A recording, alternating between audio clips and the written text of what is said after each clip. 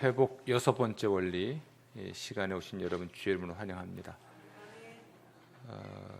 우리 1원리부터 6원리까지 한번 해볼까요? 할렐루야. 회복 1원리는 무엇입니까?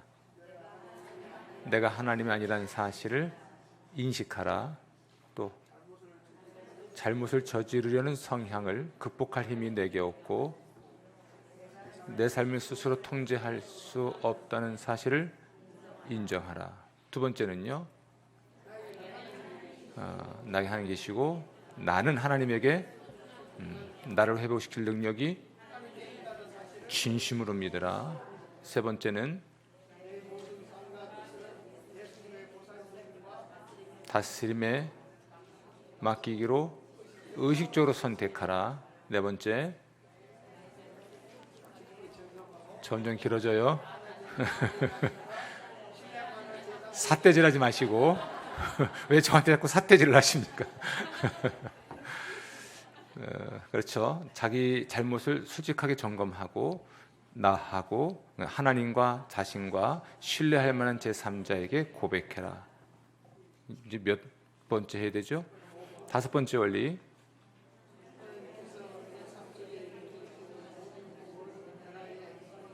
읽지 마시고 외워간 사람이 쓰고 있어요. 지금 막 이렇게. 하나님께서 내 삶 속에 일으키기 원하시는 모든 변화들에 대해서 어떻게 해요? 기꺼이 순종하고 또 내 결점을 제거하실 때 겸손히 순종해라. 순종에 대한 것이었죠. 오늘은 몇 번째 원리입니까? 6번째 원리인데요. 이것은 관계를 회복하는 것에 관한 이야기이죠. 오늘은 우리의 모든 관계들을 좀 평가해보고 우리의 모든 관계들을 평가해봐야 됩니다. 내가 상처 준 사람에게는 기꺼이 그 피해를 보상하고 내게 상처 입힌 사람은 내가 용서하고 주목할 건 내가라고 하는 것입니다. 상대방과는 상관이 없어요. 내가 용서하고 내가 보상하는 거예요. 이것이 관계 회복의 시작입니다. 거의 모든 경우는 내가 하지 않아서 관계가 회복되지 않는 거지 상대방이 하지 않아서 관계가 회복되지 않는 것은 아니라고 생각하시면 됩니다. 회복 제6원리, 나의 모든 관계를 뭐 해보고 평가해보고, 평가해 보셔야 돼요. 오늘은 여러분 모든 관계를 평가해보고 나에게 상처를 준 사람들을 어떻게 해요? 용서하고 내가 다른 사람들에게 입힌 피해는 보상해야 됩니다. 단 예외인 경우가 있는데 그렇게 하는 것이 상대방이나 제3자에게 오히려 해가 되는 경우, 이런 경우는 이런 행동을 좀 조심해야 될 것이죠. 오늘 이야기는 에베소 4장 31절에서 32절 말씀에 근거합니다. 너희는 모든 악독과 노함과 분냄과 떠드는 것과 비방하는 것을 모든 악의와 함께 버리고 서로 친절하게 하며 불쌍히 여기며 서로 용서하기를 하나님이 그리스도 안에서 너희를 용서하신 것 같이 하라. 아멘.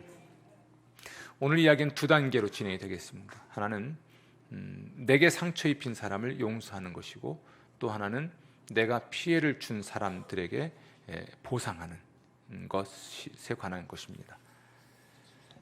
관계 회복을 위해서 우리는 우리에게 상처를 준 사람을 용서해야 합니다. 그렇죠? 용서해야 됩니다. 용서와 화해는 좀 달라요. 화해는 쌍방적일 수 있습니다. 그리고 용서는 일방적일 수 있습니다. 왜 용서해야 될까요? 첫 번째로 근본적인 것인데요. 하나님이 우리를 용서하시기 때문에 그렇죠. 골로새서 3장 13절입니다. 누가 누구에게 불만이 있거든 서로 용납하여 피차 용서하되 주께서 너희를 용서하신 것 같이 너희도 그리하고 라고 말합니다.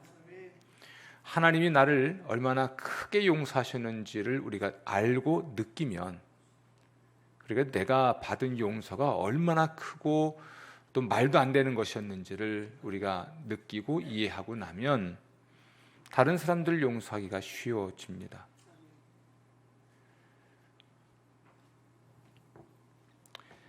우리가 아무리 사람들을 용서해도 하나님께 받은 용서 이상은 아니기 때문에 그렇습니다.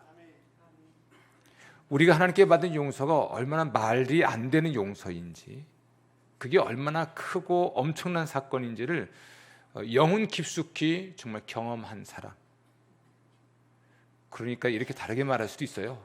정말 거듭난 사람,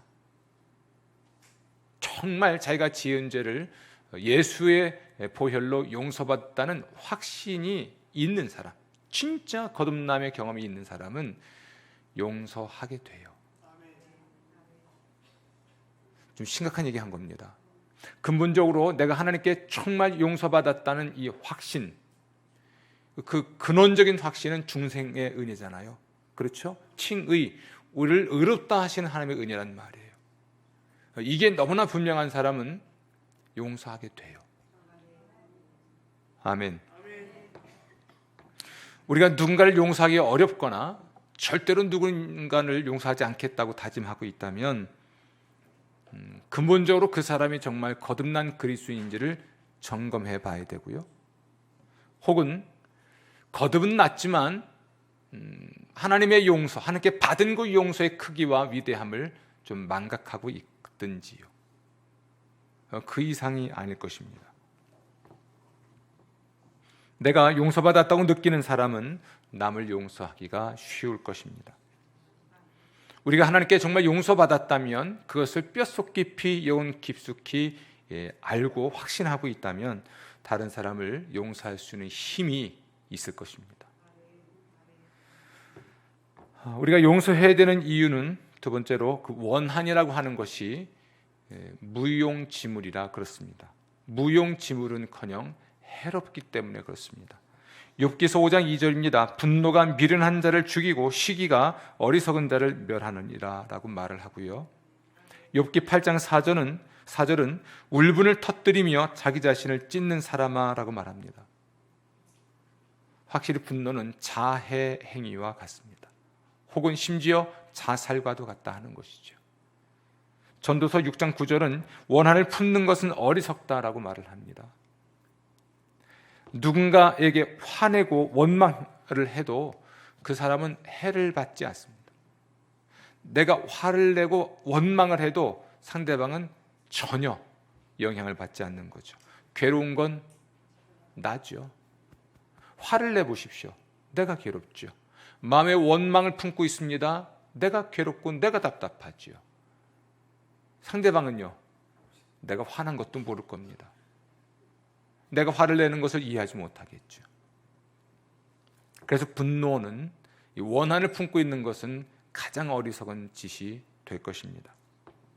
어떤 사람이 10년 전일 수도 있고요, 20년 전일 수도 있고요, 30년 전일 수도 있는데 나에게 상처를 주었을 수 있습니다. 그리고 나는 지금도 그 사람을 원망하고 있을 수 있지요. 얼마 전에 저희 작은 누님이 전화가 왔어요. 전화해서 야, 너는 형제들 다 잊고 사냐? 그러는 겁니다. 저희 작은 누님이 저보다 12살이 많으니까 꽤 나이가 됐죠. 고향 가본 지가 오래됐어요. 지난 명절엔 형님이 다녀갔고 제가 통 안 가니까 오셨습니다. 너는 형도 잊고 사냐? 이렇게. 그래서 장로가 목사한테 형이 뭐요? 그러고 이제 서로 농담을 했는데요. 제가 그 작은 누님 때문에 깊은 상처를 받고 눈물을 흘린 적이 있었죠. 그것이 우리 작은 누님은 눈치도 못 챈 일입니다. 저만 상처 입은 거죠. 또 그분은 그때 알았어도 잊은 거죠. 물론 저는 다 용서했기 때문에 벌써 수십 년에 용서한 일이지만 그때를 이야기하는 겁니다. 그렇더라고요. 상처 준 사람은 잊어버렸어요. 그런데 기억은 누구만 하고 있습니까? 상처 입은 사람만 하고 있는 겁니다. 그것이 내 마음을 지옥으로 만들고, 그것이 형제들과의 관계를 굉장히 고통스럽게 만들고, 그것이 나를 불행하게 만들었던 거죠. 원망은 과거를 바꿀 수 없습니다. 문제를 고치지 못하고 상대방을 변화시킬 수도 없죠. 상대방에게 어떤 해도 입힐 수가 없습니다. 오직 우리 자신을 해칠 뿐입니다. 우리를 불행하게 만들죠. 자, 원망하고 미워하고 욕하고 나면 기분이 좋아집니까? 원망하고 미워하고 욕하고 났더니 아유, 속이 다 후련하네, 이런 사람은 한 명도 본 적이 없습니다. 저도 마찬가지예요. 원망하고 비난하고 욕하고 나면 기분 좋을 것 같아도요, 훨씬 더 씁쓸합니다. 그리고 그것까지 회개해야 돼요. 내 안에 원망이 있고 원한이 있고 불평이 있고 아픔이 있는 것도 힘든데 입으로 뱉어낸 말들과 쏟아냈던 원망들로 인해서 그거마저 회개해야 되는데, 아이러니는 그럼에도 불구하고 그것을 반복하고 있다는 거죠. 여러분, 원망은 결국 나를 미치게 만들어요. 내가 이상한 사람이 되도록 만듭니다. 나를 불행하게 만듭니다. 이렇게 본다면 나를 불행하게 한 것은 상대방이라고 말할 수 있을지 몰라도 사실은 누가 누구를 불행하게 하고 있어요? 내가 나를 불행하게 하고 있는 거죠. 이건 비합리적입니다. 비이성적이기도 하죠. 나에게는 물론이고 어떤 누구에게도 도움이 되지 않는 행위입니다. 욥기서 21장 23절에서 25절은 어떤 사람은 죽도록 기운이 충실하여 안전하며 평안하고 그의 그릇에는 젖이 가득하며 그의 골수는 윤택하고 어떤 사람은 마음의 고통을 품고 죽음으로 행복을 맛보지 못하는도다 라고 말을 합니다. 마음에 뭘 품고 죽어요? 고통을 품고 죽음으로 행복을 맛보지 못하는도다. 원하는 건강에 해롭다는 이야기입니다. 마음의 건강에도 해롭고 몸의 건강에도 해롭습니다. 사람들이 갖는 감정 중에 건강에 가장 해로운 것이 원한입니다.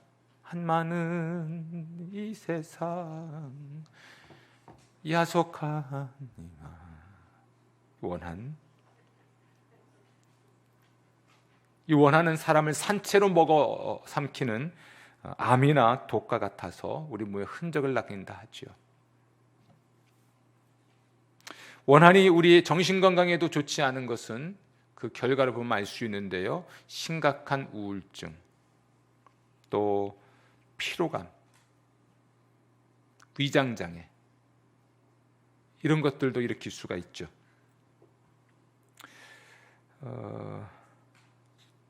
헤어진 애인, 시집 안 간 사람들, 장가 간 사람들, 헤어진 애인, 이혼한 배우자, 학창 시절에 나에게 수치를 안겨줬던 선생님, 사랑한다고 한 번도 말해준 적이 없었던 부모님, 데이트하다가 나를 차버리고 이런 반고 없었던 사람들, 이런 사람들을 계속 붙잡고 있으면 내 피만 마릅니다. 그렇죠? 그들은 잘 살고 있는데 내 피만 마르죠.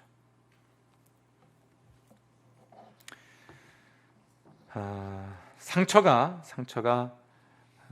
더 오래도록 아물지 않으면 이것은 심각한 위기로 우리를 몰아갈 수가 있습니다. 정신적인 그 건강 상태가 나빠질 때 자해나 또는 자살에 이르는 일이 벌어지기도 하죠. 어쨌든 여러분, 이 원한이라고 하는 것은 무용지물입니다. 그래서 빨리 용서해야 합니다. 무용지물이 아니고 해로운 것이죠. 또 악한 것이죠. 이 문제를 빨리 해결해야만 할 것입니다. 세 번째로 용서를 해야 되는 이유는 나도 용서가 필요한 사람이기 때문에 그렇습니다. 마가복음 11장 25절입니다. 서서 기도할 때에 아무에게나 혐의가 있거든 용서하라. 그리하여야 하늘에 계신 너희 아버지께서도 너희 허물을 사하여 주시리라 하시니라 라고 말합니다. 여러분, 주님이 가르치신 기도 중에 아주 위험한 기도가 있습니다. 우리가 우리에게 죄 지은 자를 용서하신 것 같이 우리 죄를 용서하여 주시옵소서 라는 이 기도는 위험한 기도입니다. 왜냐하면 내가 다른 사람을 용서한 만큼 하나님 나를 용서해 주세요라는 기도이기 때문에 그래요. 위험하죠. 용서는 받고 싶지만 용서하기는 싫은 게 우리잖아요. 그런데 예수님의 기도는 위험하죠. 하나님, 제가 용서한 만큼만 저를 용서해 주십시오. 이런 기도일 수 있거든요. 그런데 나는 누군가를 용서하기 싫어하잖아요. 그러면 나도 하나님께 용서받을 수 없는 존재가 될 수 있는 거죠. 이 기도는 굉장히 위험한 기도일 수 있습니다. 성경은 내가 주지 않으려는 것을 받을 수 없다고 말을 합니다. 내가 주지 않으려는 것을 받을 수는 없다. 정말 여러분이 용서받길 원한다면 용서하셔야 됩니다. 용서는 쌍방향으로 이루어지는 것이죠. 한 사람이 요한 웨슬리 목사님을 찾아왔습니다. 나는 그 사람을 절대로 용서할 수 없습니다 라고 말을 했습니다. 그때 존 웨슬리 목사님이 그렇다면 당신은 결코 죄를 짓지 말기 바랍니다. 왜냐하면 남을 용서하지 않으면서 용서받을 수는 없기 때문입니다 라고 말했습니다. 나는 절대로 용서하지 않겠습니다 라고 말을 하는 것은 건너야 할 다리를 불태운 겁니다. 어떤 다리? 용서받을 수 있는 다리. 그런 이야기를 하는 분들을 자주 만나죠. 굉장히 의롭다고 생각하는 사람들 중에 그런 분들이 있는 것 같아요. 나는 절대로 그 사람 용서하지 않겠습니다. 그것이 본인의 의로움이라고 생각을 해요. 절대로 용서하지 않는 것, 이것이 본인의 의로움이라고 생각하는 사람들이 있어요. 상대방은 틀렸고 자기는 옳기 때문이라는 거죠. 그럴까요? 그래서 제가 이렇게 충고했습니다. 그렇다면 집사님도 절대로 죄 짓지는 마십시오. 왜 건너올 수 있는 다리를 끊어버립니까? 왜 불태웁니까? 자, 그럼 어떻게 용서가 가능할까요? 어떻게 용서할 수 있을지를 우리가 생각해 봐야죠. 첫 번째, 용서하려면 자기 상처를 드러내야 합니다. 내 상처를 다루는 방법에는 몇 가지가 있을 수 있어요. 그걸 억압할 수도 있습니다. 억압. 또는 위장할 수 있습니다. 없는 채 할 수 있습니다. 혹은 대수롭지 않은 듯이 생각할 수 있어요. 하지만 이런 것들은 효과가 없습니다. 억압된 상처는요, 삶 속에서 다른 형태의 강박관념으로 돌출되기 때문에 그렇습니다.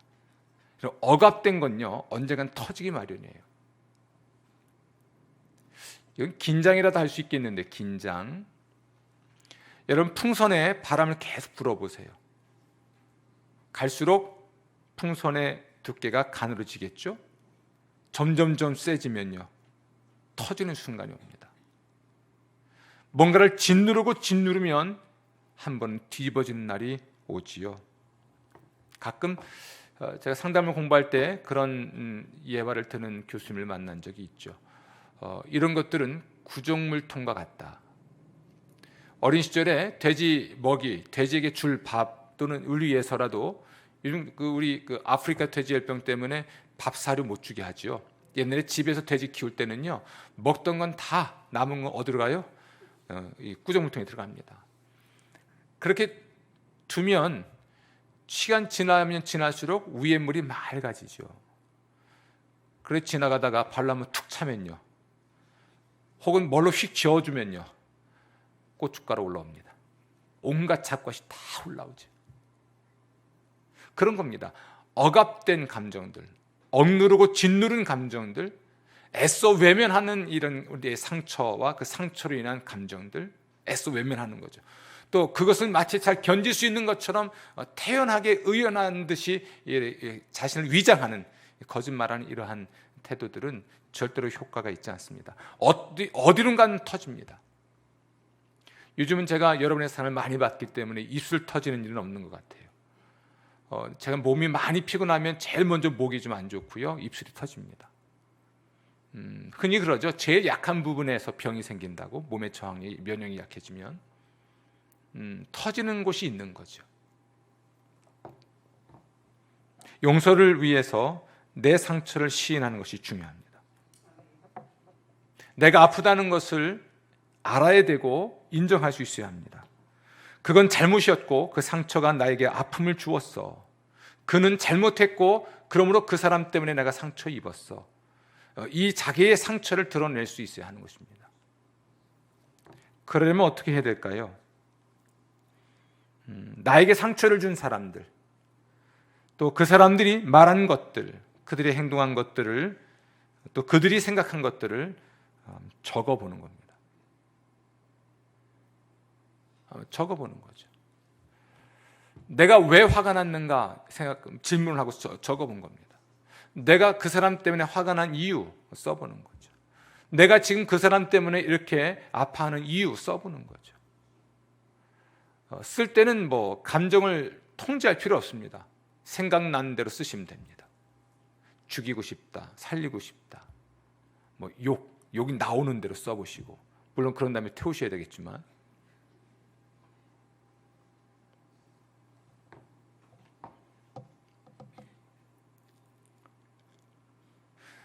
내게 상처를 준 사람을 보호하려고 하지 말고요. 적어도 내가 글을 쓰고 있는 동안에는 솔직하게 써보셔야 됩니다. 그걸 기록해 봄으로써 내 상처를 드러내는 거죠. 내 병을 알고 그 병을 인정하고 치료가 필요하다는 사실을 받아들일 때 우리는 용서가 가능해질 수 있습니다. 상대방이 내게 얼마나 큰 폭력을 저질렀는지에 대한 것도 쓰는 것이지만 결국 그것 때문에 내가 지금 아프다는 걸 드러내는 거예요. 나 괜찮아가 아니라 아프다는 걸 드러내는 거죠. 두 번째로 그를 놓아줘야 합니다. 가해자를 놓아주는 것이죠. 어떻게 놓아줄 수 있을까요?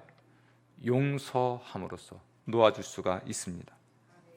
그가 용서를 구할 때까지 기다릴 필요가 없습니다. 왜냐하면 그는 절대로 용서 구하지 않을 겁니다. 용서 구하지 않을 겁니다. 알아도 용서를 구하지 않죠. 다행히 하나님의 특별한 섭리가 있어서 그가 나를 찾아와 용서를 구하면 다행이겠지만요. 그가 내게 용서를 구하든 구하지 않든 용서해야 합니다. 그것은 곧 그들보다는 나를 위한 일이기 때문에 그렇죠. 제 목회 현장에서는 그런 일이 가끔 있죠. 저를 찾아옵니다. 목사님, 제가 잘못했습니다.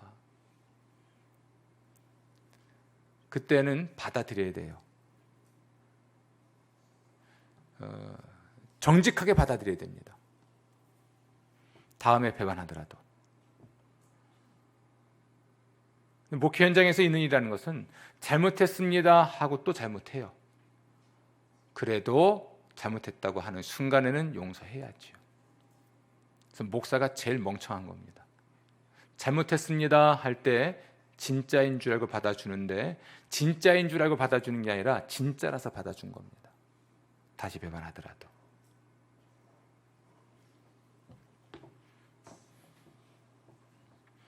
여러분, 우리는 하나님께 용서를 받은 사람들이죠. 또 앞으로도 용서가 필요한 사람들이에요. 원하는 무용지물이죠. 우리를 불행하게 만들기 때문에 그렇습니다.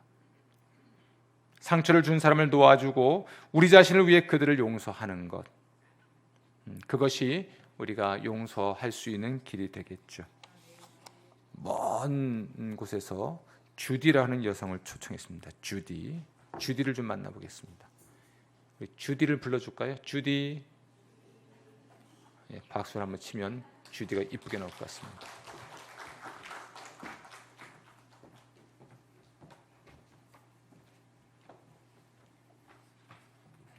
오래전에 새들백 교회에서 주디라는 여성 성도가 괴로운 이혼 소송으로 스트레스를 받고 있었다. 설상가상으로 한쪽 눈은 시력을 잃어가기 시작했다. 시력이 점점 상실되었고 그녀는 유명한 전문 연구기관에 가서 검사를 받아보았다. 연구소에서는 시력이 상실되고 있습니다. 죄송하지만 저희가 할 수 있는 것은 아무것도 없습니다. 라고 말했다. 사실 그녀는 이혼 과정에서 겪는 어려움 때문에 원망과 분노로 가득 차 있었다.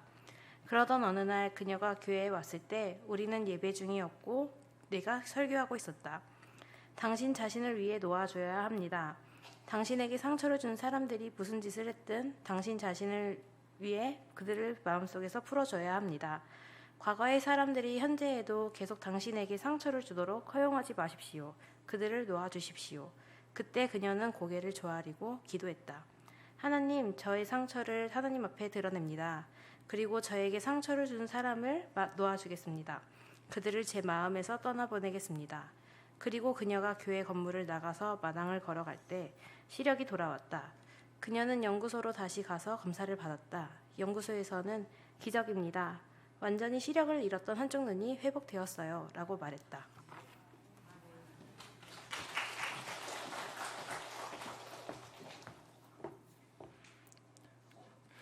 그래서 2박 3일 동안 우리 전국 목회자 컨퍼런스를 갔다 왔는데요. 집 나가면 고생해요. 잠도 호텔에서 자고 밥도 호텔에서 먹었는데요. 세상 없어 집밥만 못하고 긴장이 풀리면 집에 와서 이제 많이 피곤해하고 졸려하죠. 그 긴장이 준 육체적인 피로감, 이걸 좀 확대할 수 있겠죠. 원망이나 원한이 주는 육체적인 병 또는 장애들, 이런 것들이 그 마음의 병을 치료함으로써 몸의 병도 치료되는 일들이 일어나는 거죠. 우리는 얼마나 자주 용서해야 될까요? 우리 이미 알고 있습니다. 제가 무슨 얘기 할 것인지 아시지요? 마태복음 18장 21절에서 22절은 형제가 내게 죄를 범하면 몇 번이나 용서하여 주리이까? 7번까지 하오리이까? 예수께서 이르시되 내게 이르노니 7번뿐 아니라 7번을 70번까지라도 할지니라 라고 말합니다. 예수님은 계속 용서해야 한다고 말씀하시는 거죠. 용서를 구하든 구하지 않든 용서를 하겠지만, 더군다나 용서까지 찾아와서 구했으면 또 배반하더라도 용서는 해야지요. 계속해서 70번씩 7번이라도. 용서는 내가 그들을 용서합니다 라고 한 번 말한 것으로 끝나는 게 아닙니다. 감정이 자꾸만 되살아날 것이고, 그럴 때마다 그를 다시 용서해야 할 필요가 있기 때문이죠.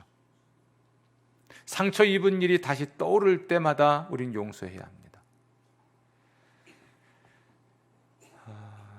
그들을 내 마음에서 완전히 놓아주었다는 것을 내가 알 때까지 계속해서 용서해야 됩니다. 그러면 그를 내 마음에서 놓아줬다 혹은 용서했다는 것을 어떻게 알 수 있을까요? 그 사람을 생각해도 아프지 않으면, 그를 생각해도 화가 나지 않으면, 그를 생각해도 아프지 않으면 용서한 겁니다. 그들의 삶을 축복해달라고 기도할 수 있으면, 그 사람과 그의 자녀들이 잘 되게 해달라고 기도할 수 있으면 용서한 겁니다. 놓아준 것이죠. 그들을 볼 때마다, 그 사람을 볼 때마다 그 사람의 상처를 이해할 수 있다면, 이런 거죠. 그도 피해자라서, 그도 상처가 있는 사람이라서 이렇게 가시가 돋았던 거구나 라고 이해할 수 있다면,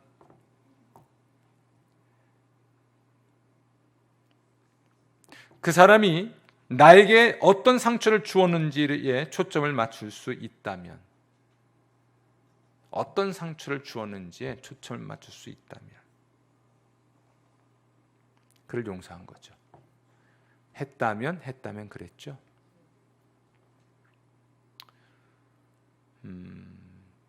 참 부끄럽지만 제가 혹시 치매에 걸리면 걱정이 됩니다.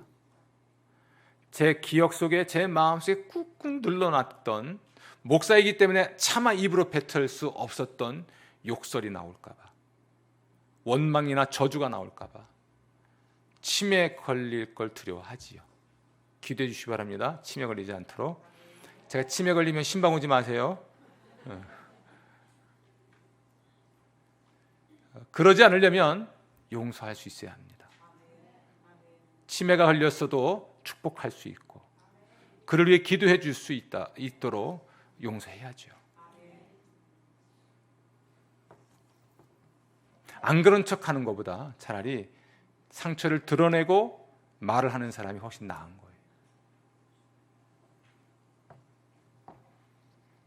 상처를 준 사람을 놓아주려고 할 때, 그러니까 용서하려고 할 때 그를 찾아가는 것이 항상 가능하거나 또는 바람직한 것은 아닐 수 있어요. 상대방의 신변의 변화가 있을 수 있기 때문이죠. 부모가 나에게 상처를 줬지만 부모는 그걸 모를 수 있어요. 그런데 어느 날 부모님 붙잡아 놓고 상처받았다고 말을 하면 부모님은 기절하십니다.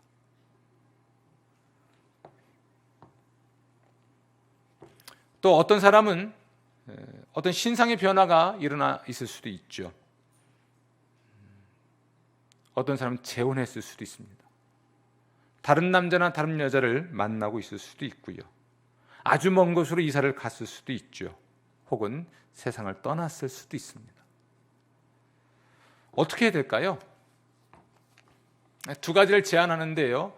빈 의자나 혹은 빈 방석을 활용하십시오. 이런 거죠. 맞은편에 의자 하나 두고 거기에 부모님이 계신 듯이, 물론 옆에 티슈 놔야 돼요. 이야기하는 거죠. 어떤 심리학자는 그럽니다. 부모의 산소를 찾아가서 땅속에 계신 부모님께 이야기하라고. 부모님이 땅속에 계신 건 아니고요. 대상화하라는 이야기죠. 당신에게 할 말이 있습니다. 당신이 나에게 이런 상처를 주었습니다 라고 말을 하는 거죠. 그리고 제가 당신을 용서하겠습니다. 하나님이 나를 용서하셨고 원망은 무용지물이고 나도 용서가 필요한 사람이기 때문에 당신을 용서하겠습니다. 그렇게 한번 해보십시오. 혹은 붙이지 않는 또는 붙이지 못하는 편지를 쓰는 거죠. 방식은 똑같습니다. 편지를 쓰면서 당신이 나에게 이런 상처를 주었어요 라고 분명히 쓰는 겁니다. 이 편지를 쓰면서 오랫동안 여러분이 지고 있던 짐을 벗는 거죠. 그 짐을 벗어서 편지 속에 탈탈 털어넣으면 됩니다. 그 편지 말미에 이렇게 쓰는 거죠. 나는 오늘부터 당신을 용서합니다. 왜냐하면 하나님이 나를 용서하셨기 때문이고 원한이 나에게는 무용지물이고 해로운 것이기 때문이고 나 또한 용서가 필요하기 때문입니다. 우리 자신을 위해서 그렇게 해야 됩니다. 그래서 할 수만 있다면 그렇게 쓰고 나서 그 쓴 편지는 누구도 봐서는 안 되잖아요. 그러니까 불로 태워 버리는 거죠. 혹은 분쇄기로 종이 분쇄기로 다 분쇄를 하시든지. 세 번째로 나의 상처를 하나님의 평화로 바꿔야 합니다. 골로새 3장 15절인데요. 그리스도의 평강이 너희 마음을 주장하게 하라라고 말합니다. 우리가 용서해버리면 그들은 아무 벌도 받지 않을 텐데 그건 불공평합니다. 이렇게 말을 할 수 있겠죠. 아닙니다. 벌 받습니다.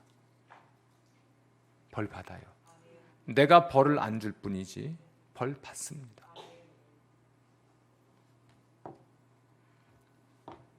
우리가 하는 것보다 하나님이 더 잘하세요. 그렇죠? 내가 하는 것보다 누가 더 잘하세요? 하나님이. 참 무서운 얘기입니다. 내가 보복을 하면 얼만큼 하겠어요? 그런데 하나님은 훨씬 더 참혹하게 보복할 수도 있습니다. 성경은 어느 날 하나님께서 계산을 하시고 사람들의 해명을 들으실 것이라고 최종 판결을 하실 것이라고 말합니다. 하나님께 심판을 맡기십시오. 아멘. 하나님이 정말 잘 처리해 주실 겁니다. 하나님이 재판장이세요.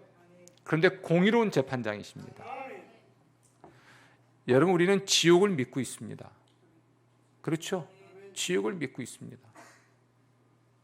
상처를 입어서 이 세상에서는 내 마음이 지옥일 수 있지만 어쩌면 용서하지도 못한 채 나는 세상을 떠날 수도 있을 겁니다. 마음에 한을 품고. 내가 마음에 한을 품고 세상을 떠나면 귀신 되는 게 아니고요.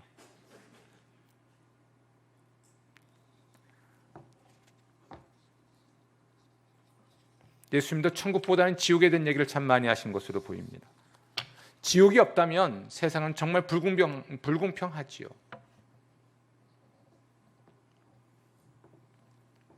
나에게 상처를 준 사람을 용서하십시오. 심판이 이루어질 때까지 하나님의 평화에 초점을 맞추십시오. 안갚음하려고 하지 마시고요. 하나님의 평강이 우리 마음을 다스리게 하십시오.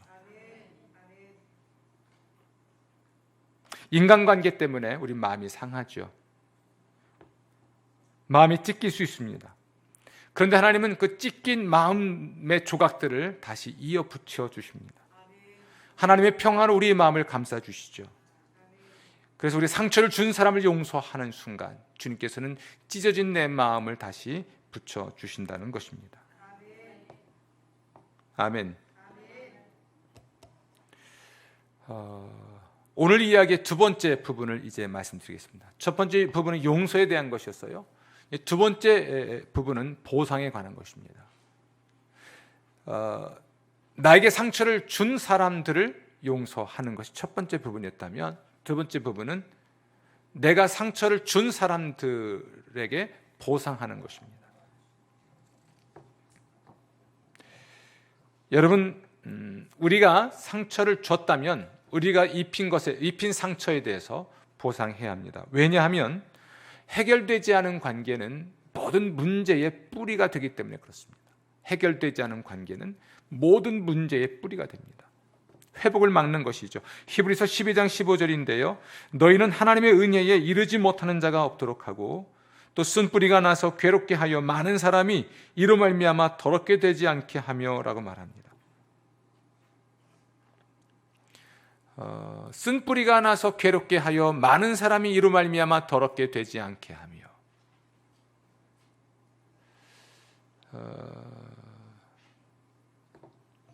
해결되지 않는 관계는 모든 문제의 뿌리가 된다는 말씀이죠. 가끔은 또 정말인데요, 우리가 어떤 특정한 습관이나 특정한 심적 장애나 특정한 상처를 극복하지 못하는 이유는 말끔하게 해결되지 못한 관계 때문이기도 합니다. 그게 해결돼야, 관계가 해결돼야만 참된 회복의 길로 들어설 수 있는데요, 또 하나님이 원하시는 행복을 누릴 수 있을 텐데요, 나에게 상처를 준 사람은 용서하지만 내가 입힌 상처에 대해서 그 사람에게는 우리가 보상을 해야 합니다. 어떻게 보상할 수 있을까요? 우선 잘못한 일들의 목록을 써보십시오. 아까는 용서해야 될 일들을 써보라고 그랬죠. 내가 잘못한 일들의 목록을 써보는 겁니다. 저는 생각나는 게 하나도 없는데요, 당연히 그렇습니다. 우리는 용서받을 것을 늘 원하기 때문에, 또 용서받을 만한 일을 하지 않는다고 생각하기 때문에 그렇습니다. 당연히 없겠죠. 몇 가지 써볼게요. 안 갚은 빚 없으세요? 저한테 돈 꿔가신 분? 약속 어긴 일은 없으신지? 지나치게 지배하려고 했던 사람은 없는지? 자녀이든 또는 애인이든 배우자이든 형제 자매이든 직장 부하 직원이든 친구이든 내가 지나친 소유욕에 집착했던 사람이 있는가? 내가 지나치게 비판한 사람은 없나요? 누군가에게 심한 말을 한 일은 없는가? 감사하지 못했거나 관심을 기울이지 않았거나 기념일을 잊은 사람은 없는가? 세상의 모든 여성들이요, 회개해야 됩니다. 왜 결혼 기념일을 남자만 챙겨야 됩니까? 제 이야기예요. 박현순 새겨들어. 누군가의 신뢰를 저버린 일은 없는가? 누군가에게 거짓말한 일은 없는가? 이런 질문들에 대해서 답을 하다 보면 내가 잘못한 일의 목록은 나올 수 있죠. 그렇죠. 그런데 우리는 이걸 건들기 전에는 별로 기억을 못해요. 왜냐하면요, 잘못한 것은 그다지 기억하고 싶지 않잖아요. 내가 용서를 받아야는 하지만, 그렇죠, 용서를 받아야는 하는데 그걸 인정하고 싶지 않죠.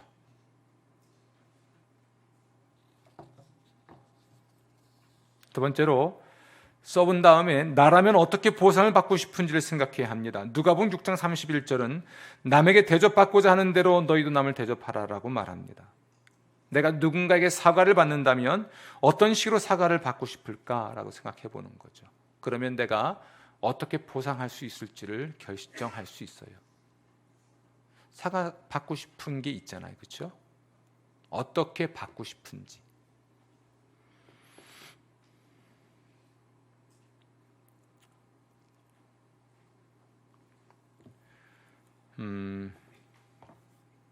우리가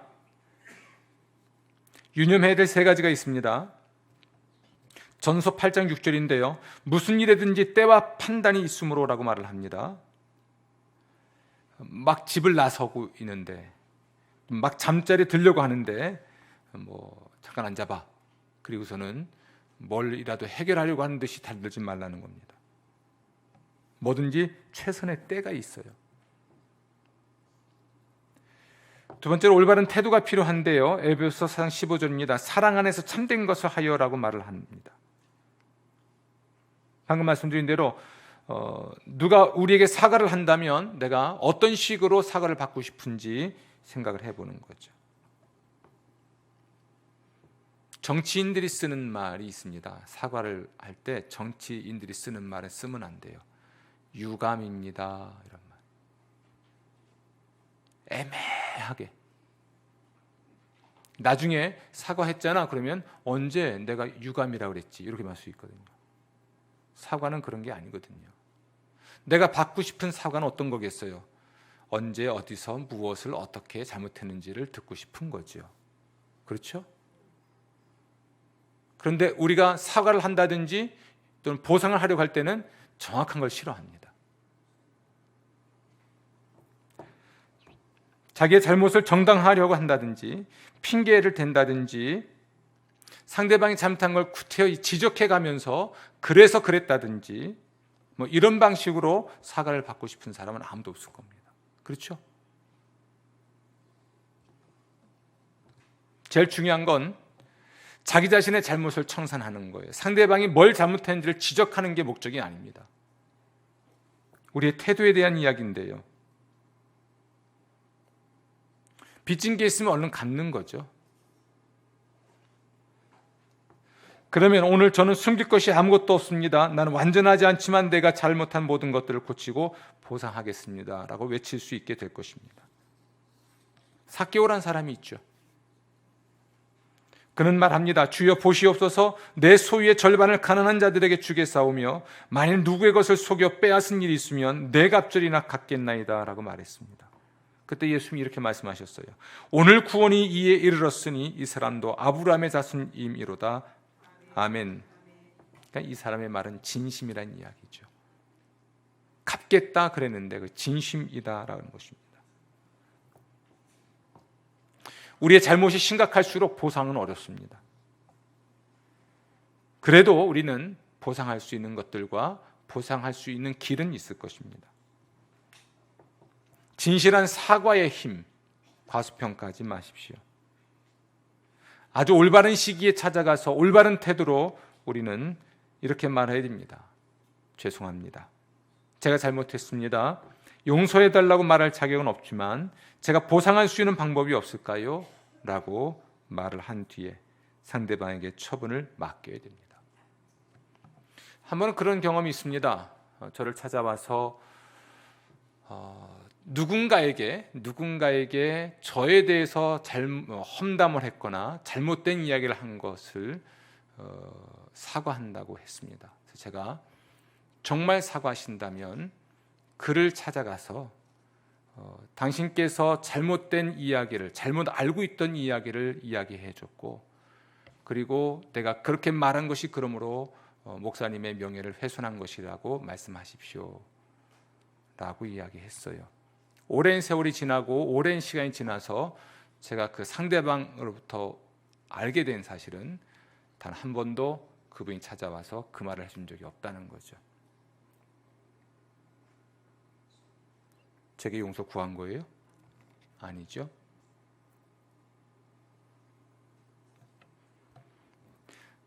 자신의 어떤 죄책감이나 수치감을 벗기 위해서 혹은 두려움을 벗기 위해서 슬쩍 피해가는 다른 행동이었던 거죠. 정말 용서를 구한 것이었다면 어떻게 됩니까? 저에 대해서 나쁘게 말했거나 잘못된 정보를 말한 게 있었다면 어떻게 돼요? 그 상대방을 만나서 내가 잘못 알아서 그렇게 말을 했습니다. 진실은 이렇습니다 라고 말을 해줘야지요. 그리고 나를 용서해 주십시오 그래야죠. 이게 보상하는 겁니다. 잠언 12장 18절입니다. 칼로 찌른같이 함부로 말하는 자가 있거니와 지혜로운 자의 혀는 양약과 같으니라. 아멘. 그러니까 여러분, 상처 준 사람을 다시 만나는 것이 지혜롭지 못할 수도 있습니다. 이런 용서를 하고 보상하는 일에 있어서는 적절성이 필요한 건데 시적절해야 되는데요. 이제까지 했던 이야기들, 용서를 한다든지 보상을 한다는 것들이 예외인 경우가 있다는 이야기예요. 이 예외라고 하는 것은 그렇게 하는 것이 상대방이나 제3자에게 오히려 해로운 것이 될 때, 그때는 우리가 보상하는 것이든 용서하는 것이든 찾아가 만나는 것은 적절하지 않을 수 있습니다. 잘못하면 치부를 파헤쳐서 상황을 더 악화시킬 수도 있는 것이죠. 이미 결혼한 옛날의 이성 친구를 다시 찾아가서 이야기할 필요가 없다는 이야기입니다. 아주 모호한 제3자가 관련되기 때문이죠. 불륜관계라면 문제를 해결하기 위해서 핑계 삼아 다시 만나서도 안 되는 것이죠. 어떻게 해야 될까요? 마찬가지입니다. 찾아가 만나는 것이 적절치 않다면, 오히려 그것이 상대방이나 제3자에게 해를 입히는 것이라면 빈 의자 기법을 사용하거나 아니면 편지를 써보는 거죠. 붙이지 않는 편지. 세 번째로 삶의 초점을 다시 맞추는 일이 필요합니다. 레베카 이야기를 좀 들어보도록 하죠. 레베카 불러주면 나올 겁니다. 부르지도 않는데 나왔습니다. 다시 시작. 레베카.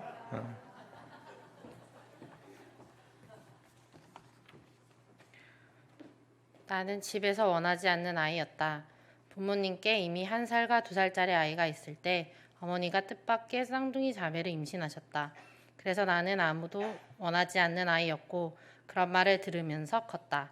나는 자라나며 칠칠지 못한 것, 넌 아무짝에도 쓸모없어, 넌 현모양처감이 아니야, 내가 태어나지 않았더라면 좋았을 거야 라는 말을 들었다.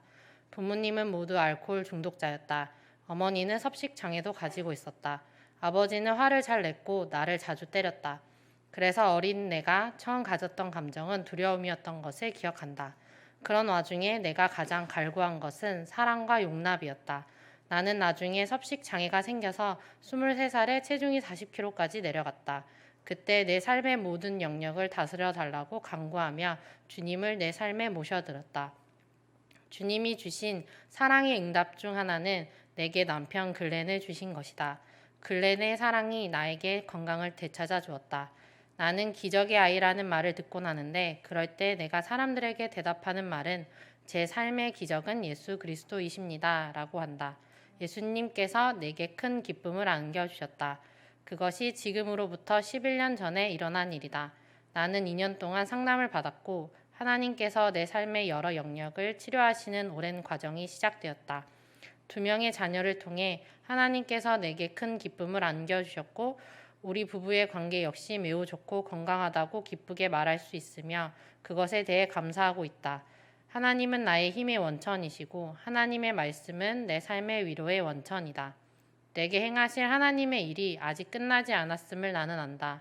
나는 매우 고통스러운 기억들을 오랫동안 숨겨왔으며 그것이 너무 추하기 때문에 나눌 수 없다고 여기며 여태껏 살아왔다.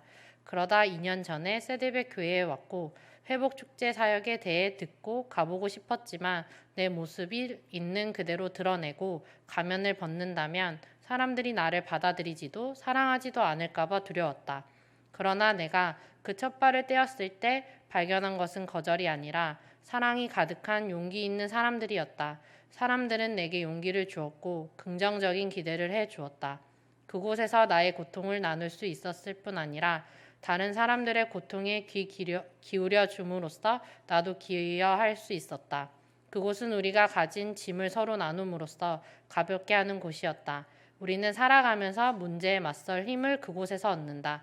그리고 금요일 저녁에 함께 모여 우리의 승리를 자축한다. 당신도 첫 발을 내딛기를 바란다.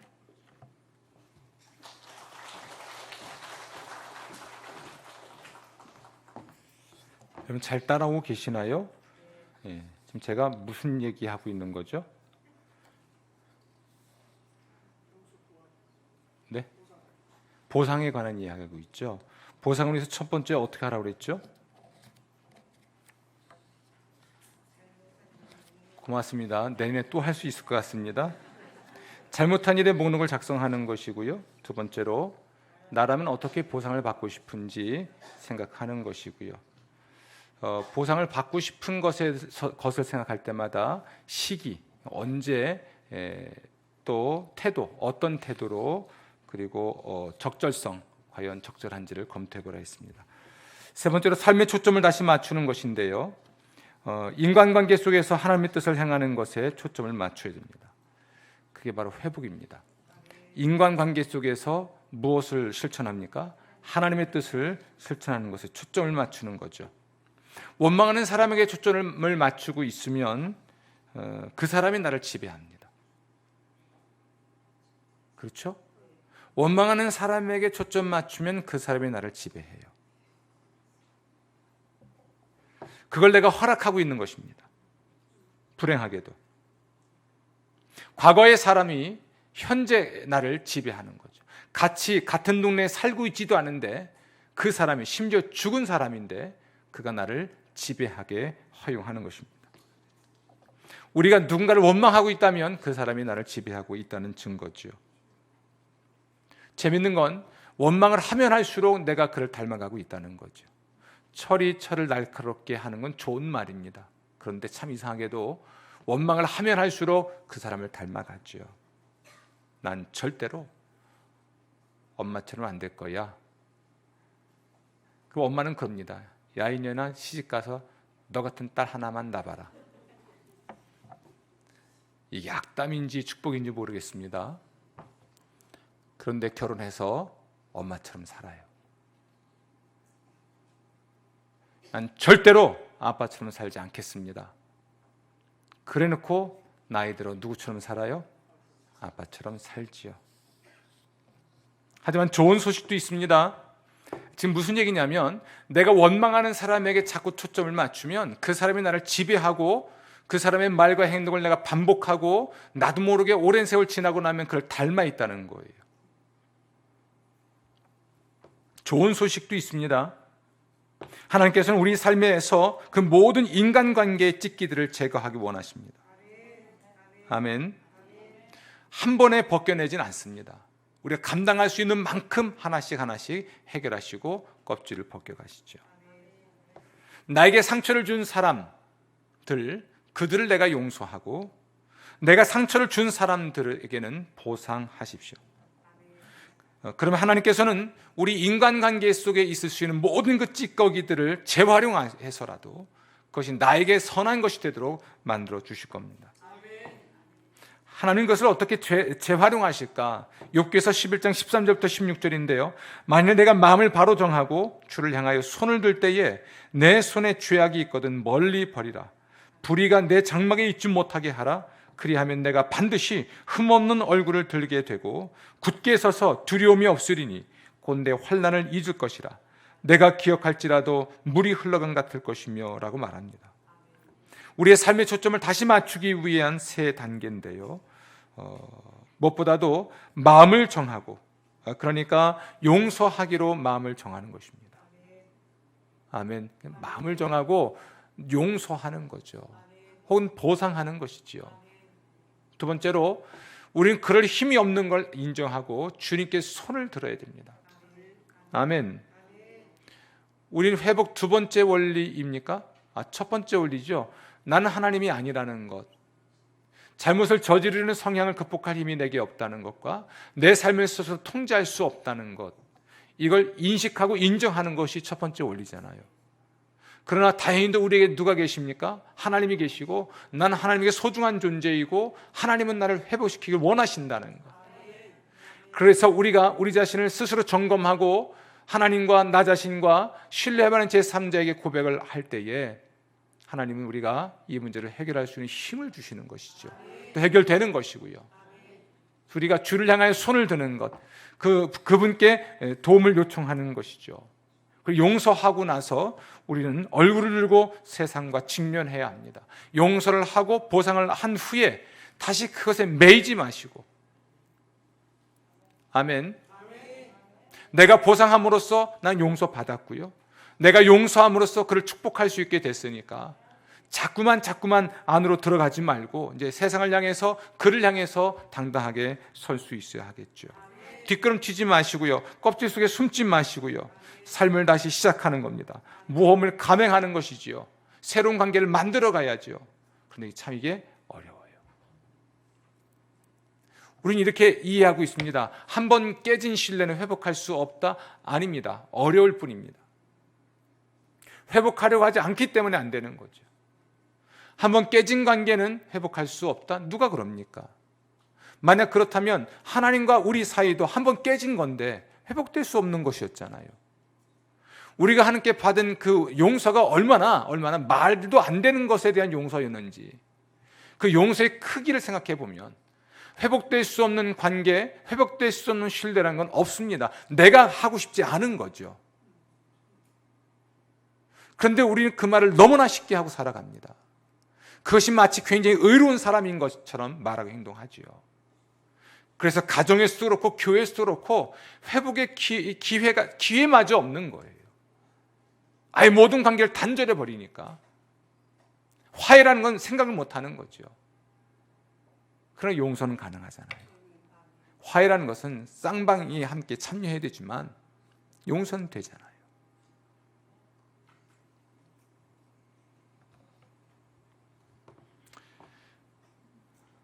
회복 제6원리, 나의 모든 관계를 평가해보고 나에게 상처를 준 사람들을 용서하며 내가 다른 사람들에게 준 피해를 보상하라. 단 예외는 그렇게 하는 것이 상대방이나 제3자에게 오히려 해가 되는 경우이다. 아멘. 회복 라이브, 오늘 심각하고 중요한 얘기를 했습니다. 우리가 2019년 신유의 해로 정하고 회복의 은혜를 간구했죠.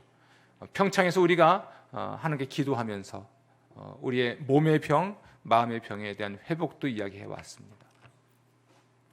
그럼 이런 병이 마음의 병이든 또 몸의 병이든 의외로 깨진 관계 때문에 생긴 것이라면 관계를 회복해야만 우리의 마음의 병이 치유가 되죠. 그러나 관계 회복으로 가는 걸음에 있어서 정말 중요한 것은 용서하는 것이고 보상하는 것입니다. 내가 용서, 그러니까 나에게 상처를 준 사람들을 용서하는 것과 내가 상처를 준 사람들에게 보상하는 이 행위가 있어야 화해도 되지요. 이거 할 줄 모르는데 어떻게 화해가 이루어질 수 있겠습니까?